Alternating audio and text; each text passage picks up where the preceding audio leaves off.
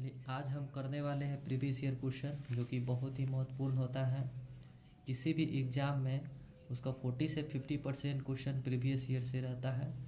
इसलिए आज हम प्रीवियस ईयर क्वेश्चन का शुरू करने जा रहे हैं, जो कि 2011 में पूछा गया सारे सवाल हैं। पहला सवाल है,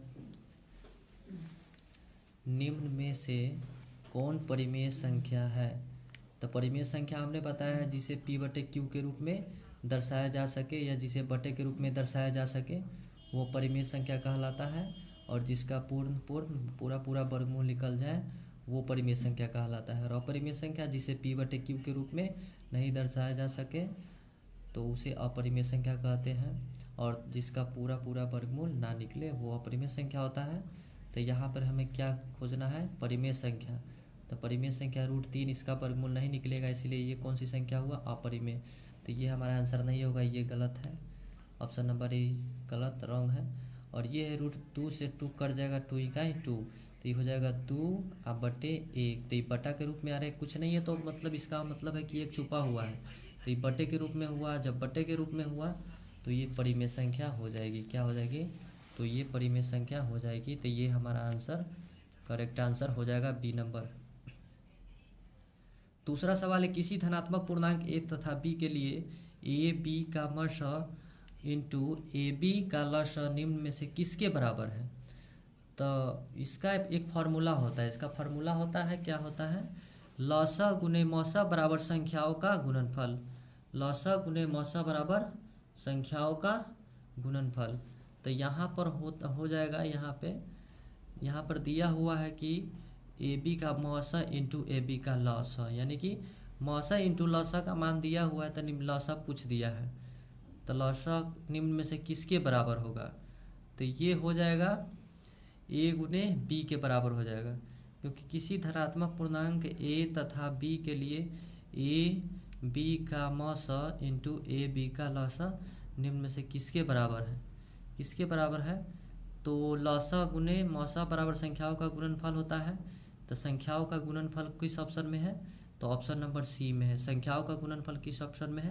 सी में। इसीलिए option number C is the correct answer, क्योंकि फार्मूला होता है लसा इंटू मौसा बराबर संख्याओं का गुणनफल। अब अगला सवाल बहुत ही आसान सवाल है। घात 1 वाले बहुपद कहलाता है, तो ये रैखिक कहलाता है। क्या, कौन सा बहुपद कहलाता है? रैखिक। 2 घात वाले बहुपद द्विघात बहुपद कहलाता है। 3 घात वाले बहुपद त्रिघात बहुपद कहलाता है। और बहुपद नहीं तो इसका तो कोई सवाल ही नहीं है। और 4 घात वाले चतुर्घाती बहुपद कहलाते हैं। नेक्स्ट सवाल बहुत ही आसान सवाल है। ये सवाल बोला है त्रिघात बहुपद का सबसे व्यापक रूप है, तो सबसे बड़ा रूप पूछा है त्रिघात बहुपद का। ये तो द्विघात बहुपद हुआ, ये तो चतुर्घात में ये त्रिघात हुआ, और ये त्रिघात बहुपद का सबसे बड़ा रूप है। क्या है? ये त्रिघात बहुपद का सबसे बड़ा रूप है, क्योंकि जिसका 3 घात हो वो कौन सा बहुपद होता है? त्रिघात बहुपद होता है। तो ये 3 घात है, सबसे बड़ा व्यापक यानी कि बड़ा रूप है। यही आंसर हो जाएगा, option number C is the correct answer. अगला है साइन। ये तो बहुत ही आसान सवाल है। इस टाइप के सवाल हम बहुत ही करा चुके हैं, इसलिए इस सवाल को स्किप करते हैं और आगे बढ़ते हैं। नेक्स्ट सवाल की ओर प्रवेश करते हैं। tan a बराबर होगा, तो हमसे फार्मूला ही पूछ दिया। tan का दोस्त कौन होता है? कॉट होता है। कि कॉट 90 डिग्री माइनस a बराबर क्या होता है? tan a होता है। तो इसलिए option number is the correct answer.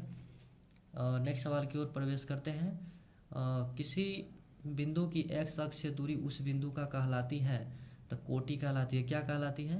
कोटि। क्या कहलाती है? कोटि कहलाती है। कोटि इज द करेक्ट आंसर। संचयी बारंबारता वक्र कहलाती है, तो संचयी बारंबारता वक्र क्या कहलाती है? त्वरण कहलाती है। याद करने वाली चीज़ है, ध्यान में रखिएगा। ये सब ऑब्जेक्टिव है, ज़्यादा समझाने की ज़रूरत नहीं है।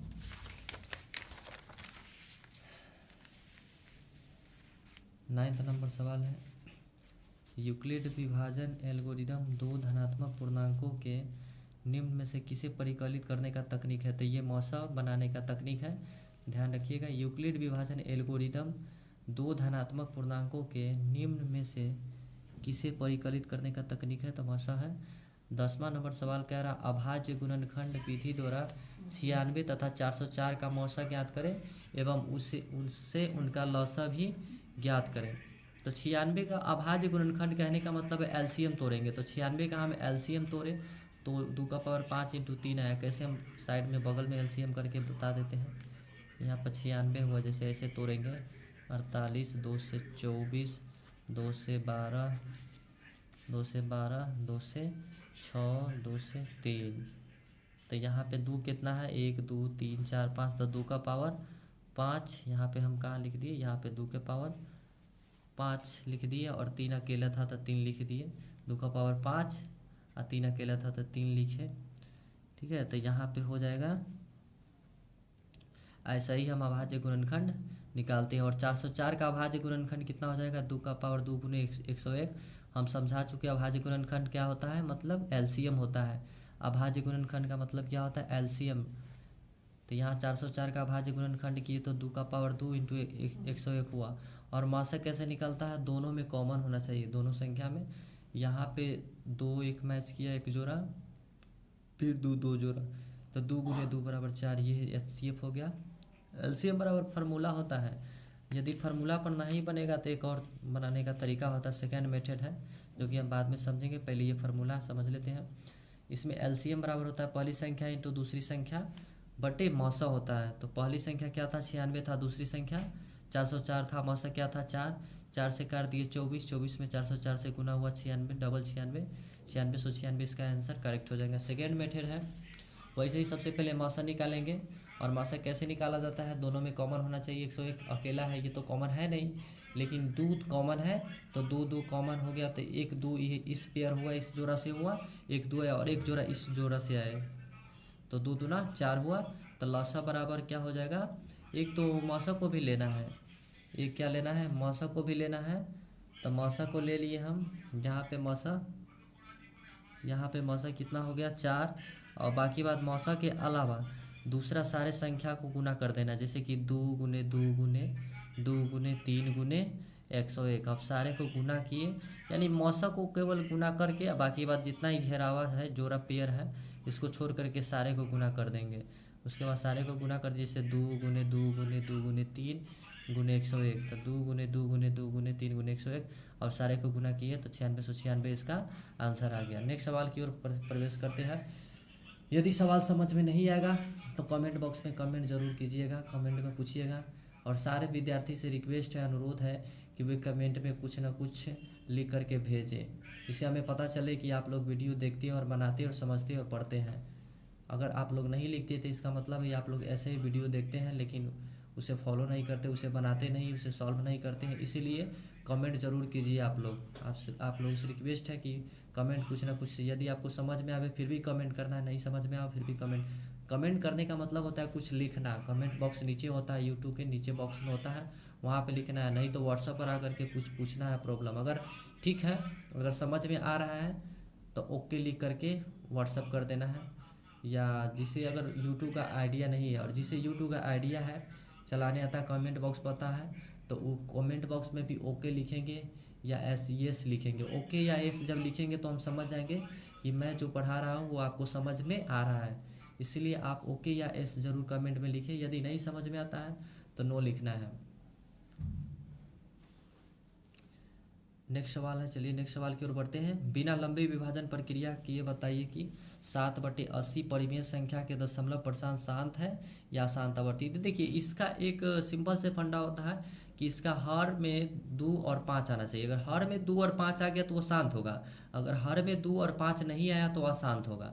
तो 7 का तो 7 हुआ, हर को तोड़ेंगे, 80 का गुणनखंड यानी एलसीएम तोड़े तो 2 इंटू 2 इंटू 2 इंटू 5, ये 80 के बदले इतना हम लिखे हैं। ये क्या है, ये 80 के बदले है इतना लिखा गया। जैसे 2 दूना 4, 4 दूना 8, 8 दूना 16, 16 पंचे 80। तो ये 80 के जगह पर क्या हम लिख दिए, ये इसका अभाज्य गुणनखंड किए तो 7/2 का पावर 4 इंटू 5 हुआ। अब हर के अभाज्य गुणनखंड में केवल 2 और 5 है, इसीलिए इसका दशमलव निरूपण शांत होगा। देखिए हर के अभाज्य गुणनखंड में केवल 2 और 5 है। मैंने पहले ही बोला कि शांत कब होता है, जब उसके हर में 2 और 5 होता है। तो यहाँ पे 2 और 5 दोनों ही है, इसीलिए इसका दशमलव निरूपण क्या होगा, शांत होगा। क्या होगा, शांत होगा। 2 और 5 किसमें, हर और अंश तो समझते होंगे ना, नीचे होता है हर और ऊपर होता है अंश। नीचे होता है हर और ऊपर होता है अंश, तो इसका दशमलव निरूपण क्या होगा, शांत होगा। अब चलिए आगे देखते हैं। आगे आप लोगों को सवाल बनाने के लिए दिया जा रहा है, एक तरह से मानिए आपका टेस्ट होगा। अब इस सवाल सबको बनाना है और कल हम सॉल्व करेंगे और आंसर लेकर के आएंगे। आप लोग मिलाइएगा कि कितना आप लोग बनाए हैं। ये 10 सवाल हम दे रहे हैं, जो कि पहला सवाल है आपका, पहला सवाल है बहुत ही आईएमपी क्वेश्चन है, प्रीवियस ईयर का है। समांतर श्रेणी आप लोग नोट डाउन करके बनाइएगा और आंसर कमेंट बॉक्स में लिखिएगा, क्योंकि आप लोग कमेंट नहीं करते, कुछ नहीं लिखते हैं, इसलिए हमें पता नहीं चल रहा है कि आप लोग पढ़ रहे हैं कि वीडियो ऐसे ही देख रहे हैं। इसीलिए कमेंट में आंसर लिख करके सभी को भेजना है, तभी समझेंगे। जो लोग भेजेंगे हम समझेंगे कि वो लोग पढ़ाई कर रहे हैं। समांतर श्रेणी 8 3 -2 डॉट डॉट में प्रथम 22 पदों का योग ज्ञात करें। यानी हमसे क्या पूछा है, योग का मतलब एसएन पूछा है। क्या पूछा है, एसएन निकालना है। और एसएन का फार्मूला हम बता चुके हैं, फार्मूला नहीं बताएंगे, टेस्ट का मतलब होता है कुछ नहीं बताएंगे हम, टेस्ट में कुछ नहीं। आप लोग बनाना है, देखना चाहते हैं कि आप लोग पढ़ रहे हैं या टाइम पास कर रहे हैं। बिंदु युग्म 2 3 तथा 4 1 के बीच की दूरी ज्ञात करें। दूरी सूत्र पर बैठा देना और बना लेना है। 13 नंबर सवाल है। अब 14 नंबर सवाल है। आप लोग वीडियो को पॉज करके सवाल को नोट डाउन कर लीजिएगा। वैसे हम थोड़ा देर समय देते हैं। इसमें ऐसे निकालना है योग 22 पदों का योग, तो बन जाएगा। बिल्कुल आसान सवाल है। सवाल वीडियो को पॉज करके नोट डाउन करके निकालना है। एपी का एसएन फाइंड आउट करना है। क्या निकालना है इसमें, एसएन निकालना है। बिंदु युग्म, अगले सवाल है बिंदु युग्म 2 3 तथा 4 1 के बीच की दूरी ज्ञात करना है। दूरी फार्मूला से इस सवाल को बनाना है और आंसर ज़रूर लिख करके भेजना है। तीसरा सवाल है, तीसरा कुछ त्रिभुज का एरिया निकालना है, रेक्टेंगल का एरिया निकालना है, रेक्टेंगल नहीं सॉरी त्रिभुज का क्षेत्रफल निकालना। उस त्रिभुज का क्षेत्रफल ज्ञात करें जिसके शीर्ष 1 -1 -4 6 और -3 -5 है। वीडियो को पॉज करके क्वेश्चन नोट डाउन कर लेना है और बनाना है और कमेंट बॉक्स में आंसर भेजना है। इसका सॉल्यूशन हम नेक्स्ट वीडियो में अपलोड करेंगे। 15 नंबर सवाल है, एक वृत्त के चतुर्थांश का क्षेत्रफल ज्ञात कीजिए जिसकी परिधि 22 सेंटीमीटर है। तो ये चतुर्थांश का क्षेत्रफल पूछा है। सबसे पहले आपको फार्मूला पता होना चाहिए। चतुर्थांश का क्षेत्रफल क्या होता है हम बता देते हैं। चतुर्थांश का क्षेत्रफल होता है 1/4 इंटू πr²। और परिधि का फार्मूला होता है 2πr। परिधि का फार्मूला होता है 2πr। अब बना लेना है, फार्मूला लिख दिए हैं। वैसे याद कर लीजिएगा, नहीं याद रहेगा तो सवाल नहीं बनेगा, क्योंकि टाइम कम है, इसलिए फार्मूला अच्छी तरीके से याद होना चाहिए। हमें पता है कि कुछ फार्मूला होगा जो आपको नहीं याद होगा, इसीलिए जितने भी मैथ्स के फार्मूला है सभी फार्मूला याद कर लीजिएगा। अगला सवाल है, जब एक सिक्के को एक बार उछाला जाता है तो चित्त प्राप्त करने की प्रायिकता ज्ञात करें। वीडियो को पॉज करके सवाल को नोट डाउन करके बनाए करके आंसर भेजना है। चलिए नेक्स्ट सवाल की ओर बढ़ते हैं। नेक्स्ट सवाल है, गुणनखंड द्वारा समीकरण 2x² - 5x + 3 का मूल ज्ञात करना है। मूल निकालना किस मेथड द्वारा, गुणनखंड मेथड द्वारा निकालना है। ये हमसे डी पे नहीं बनाना है, b² - 4ac वाला फार्मूला पे नहीं बनाना है, और ना ही -b + -√b² - 4ac/2a पर बनाना है। इसको बनाना है गुणनखंड पे। किस पे बनाना है, गुणनखंड पर, जो फर्स्ट टू लास्ट करके बनाना है इसको। नेक्स्ट सवाल है, यदि tan a = 4/3, सवाल को नोट डाउन करिएगा और ज़रूर बना करके आंसर ज़रूर भेजिएगा।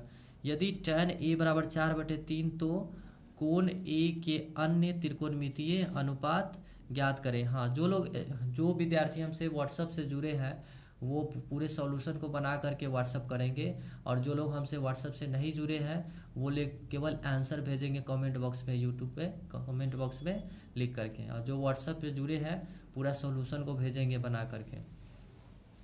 यदि tan a = 4/3 तो कोण a के अन्य त्रिकोणमितीय अनुपात ज्ञात करें। चलिए ये सवाल है त्रिकोणमिति से था। एक और त्रिकोणमिति से सवाल है, यदि sin 3a = cos × a - 26 degree हो, जहाँ 3a एक न्यून कोण है तो a का मान ज्ञात कीजिए। अगला सवाल है, कोऑर्डिनेट ज्योमेट्री से सवाल दिया गया है। k का मान ज्ञात कीजिए यदि बिंदु a 2 3 b 4k और c कितना है 6 - 3 संरेखी है। तो ये संरेखी वाला कंडीशन दे दिया है और k का मान आपसे पूछ दिया है। तो इस सवाल को बनाना है, कोऑर्डिनेट ज्योमेट्री से सवाल था। अगला सवाल है जो कि ज्योमेट्री से है।